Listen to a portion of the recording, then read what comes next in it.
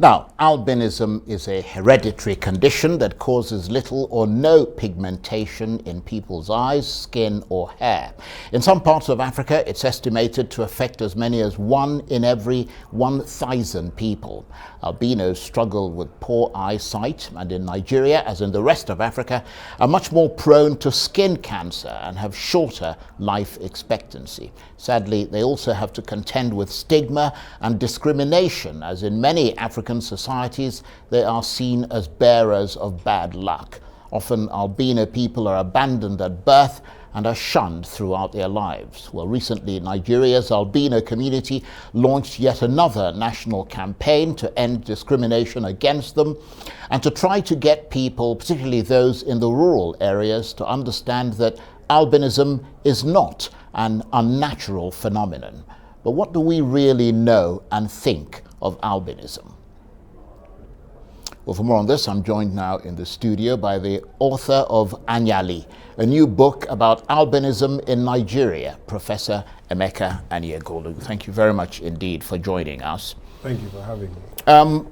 So clearly, albinos in Nigeria are born different from the rest of the populace, with their sort of pale skin and eyes that can barely see, and that's just a fact. I mean, is there a sense that they were dealt a bad hand? Is that why there's so much stigma and discrimination against them? A sense that the condition is a sort of punishment? Well, you know that the science behind albinism is relatively recent in terms of understanding the phenomenon. And I myself was very interested, as I have been. I've written about other things. I've written about the Osu in one of my earlier books. I've written about the problem the Igbos had about identical twins, ejima. And I was interested in delving into the social anthropology as well as the contemporary dynamics of the business of albinism in African society. Because much focus is obviously on the way blacks are treated in white society. And a lot of white people, because of the coincidence of that with modern industrialization, tended to equate that with some sort of notion of racial superiority. But it was interesting for me to find out how, without the phenomenon of white people, how in a homogeneous black society, people that looked whiter than even the so-called white people were treated in that society. So I was very interested in finding out that. Yeah, so I mean, what is it then that causes people in those predominantly black societies to stigmatize them and discriminate against them? What did you find in your research? Well, it goes back a long way. I mean, the book is a novel, so it's told in story form as opposed to a text, so that many more people will be drawn into identifying with the characters and so on and so forth. But the pure historical anthropology of it, because it's focused on Igbo culture, not that you don't have the same problem, but I'm more familiar with that, so I wanted to tap that. Because you know, for example, that in Tanzania and Burundi, they kill Absolutely. outright. In fact, Tanzania is one of the worst in Africa. They have almost well documented of at least 70 to 80 people that have been killed, their body parts dismembered and so forth and so on. It's not quite that bad here. But historically in Igbo society, they were discriminated against. They were considered freaks of nature, because for people who didn't understand how you can have somebody completely white from two perfectly dark-skinned people. And of course, their darting eyes and so on and so forth. So they used to be either sent away to the so-called evil forest with the rest of people like identical twins and so forth, or yoked to some shrine and oftentimes sold into slavery and so forth. Yeah.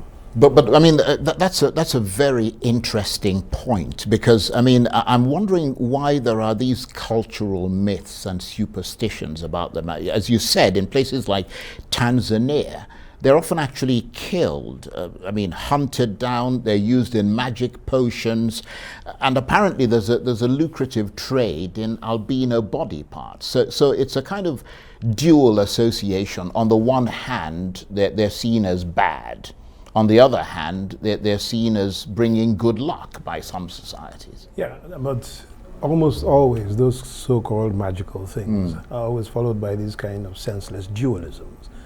I mean, killing somebody is murder, but then he said that the shrine or something requires someone's blood. So people do that in instances where it happens. But the book is focused on Nigeria, and they are not killed here outright. Right. But there is sort of more or less the social equivalent of that type of thing. Many of them, people don't want to get married to them. People have all kinds of notions about what albinism is in terms of, based on the ignorance of the science of it, and treat them based on that. And because they actually do have actual medical problems. Absolutely. And those medical problems can create handicaps for them, like being careful with the sun, or their eyes not being able to see well. Many of them have short vision and so forth and so on. It tends to retard their ability to be employed, to go to school, and so on, even though a lot of them are highly intelligent. And if the circumstances were created, would do quite well, just like anybody else. So how are they fighting back against that discrimination? I mean, we've seen them conduct what they call sort of anti-discrimination campaigns several times in Nigeria. What's the way in which they're trying to fight back against that? Well, I know because I am working with the Albino Foundation, because they're aware of this book coming out and so forth, and I'm excited about it as well. They are trying what organizations of that nature do to educate people about what albinism really is, and not to have it mystified into some, superstitious something or other. They are trying to make people aware, and to also make the albinos aware of the resources available to them. Because a lot of people who suffer from albinism, or families that have children that are albinos, don't know where to turn and what to do. Many of them can't afford the necessary sunscreens and so on and so forth to protect their skin.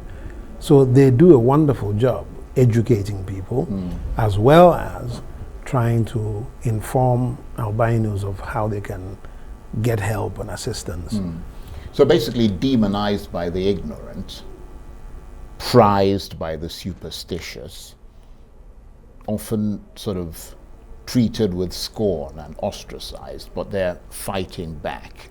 Is that the thrust of your book, or how is it told? No, the book is focused on a specific character, because when you tell a story in the form of a novel, people can identify with the lives and personality and character of individuals. And if it's something that's reflected in their lives, then you can smuggle in education and entertainment and so on.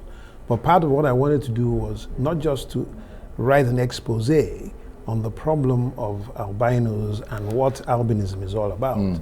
I also wanted to humanize them, because they don't just fall out of the clear blue sky. They are born by so-called normal people. And they are, in all other respects, other than their albinism, normal people. So they have the same emotions, the same desires, needs, and so on and so forth. So I wanted to contextualize that humanity in such a way that somebody who is not an albino will identify with the character, with their motivations and their desires and their needs. And somebody who is an albino can say, my God, this guy got it right about how I feel about X, Y, or Z. And that was the objective. In the cause of it, there's a lot of educating information about albinism and a lot of attempts to create a complexity of contradictions where you not just plead the case of the albino, but also humanize the albino by seeing their own frailties as human beings. Sounds really interesting. And you talked about something very important at the outset, which was a little bit more academic, when you talked about making comparisons between white society. Yes. And what did you find in that respect?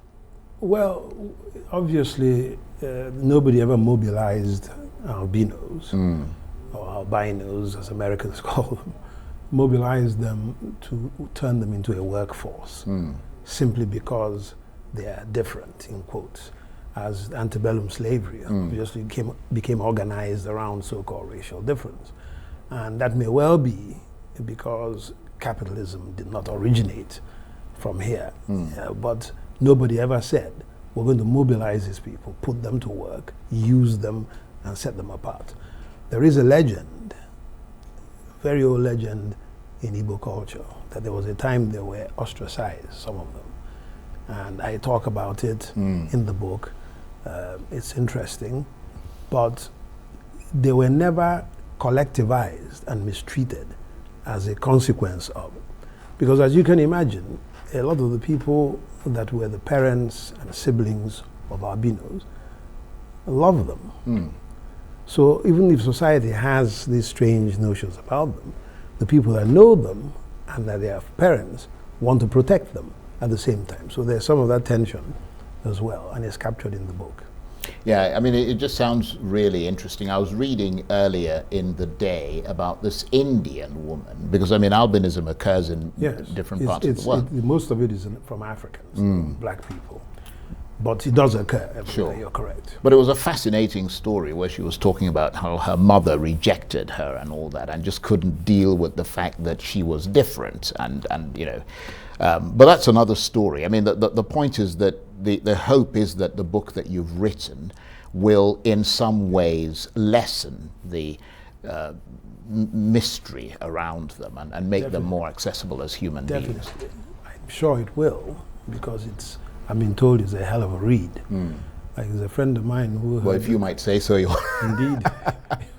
But I mean, when can we expect to see it on the shelves? Originally, it was supposed to be launched on the 10th of this month, but it had to be postponed to October 1. Right. October 1, which is a Friday. Well, we'll look forward to seeing it. Thank you Professor very much. Emeka Aniagolu, thank you very much.